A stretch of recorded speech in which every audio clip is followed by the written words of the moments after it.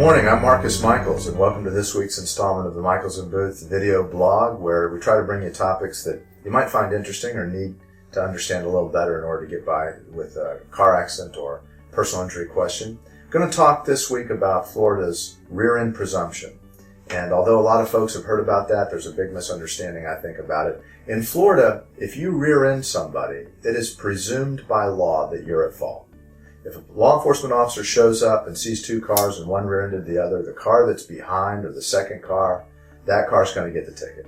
And that's because Florida Statute 316.0895 says that a driver who rear-ends another driver is presumed to be negligent.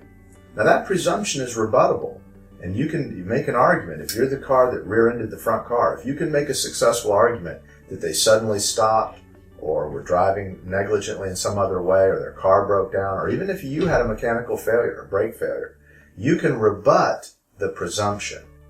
Now, a lot of people misunderstand that and think that you're going to automatically get stuck with the ticket. You can fight the ticket and you can introduce evidence known as comparative evidence, comparative fault evidence.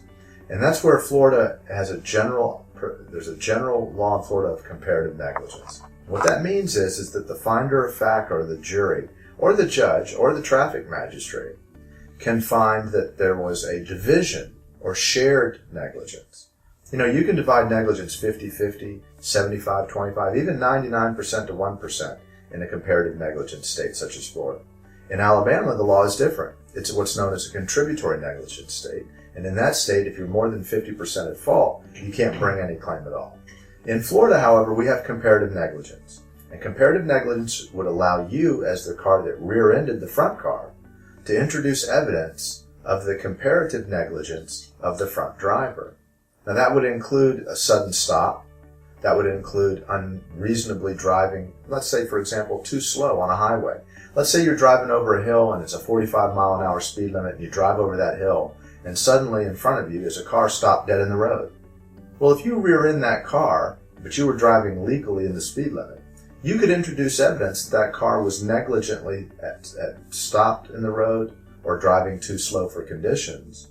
And if the jury or the judge or the magistrate agreed with you, the introduction of that comparative negligence evidence would allow you to win.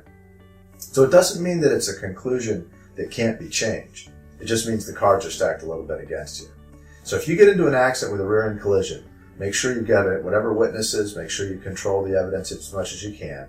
And know that even though the law has a presumption of negligence, it's a rebuttable presumption that you can overcome with evidence of negligence. Well, that's this week's installment on the rear-end presumption.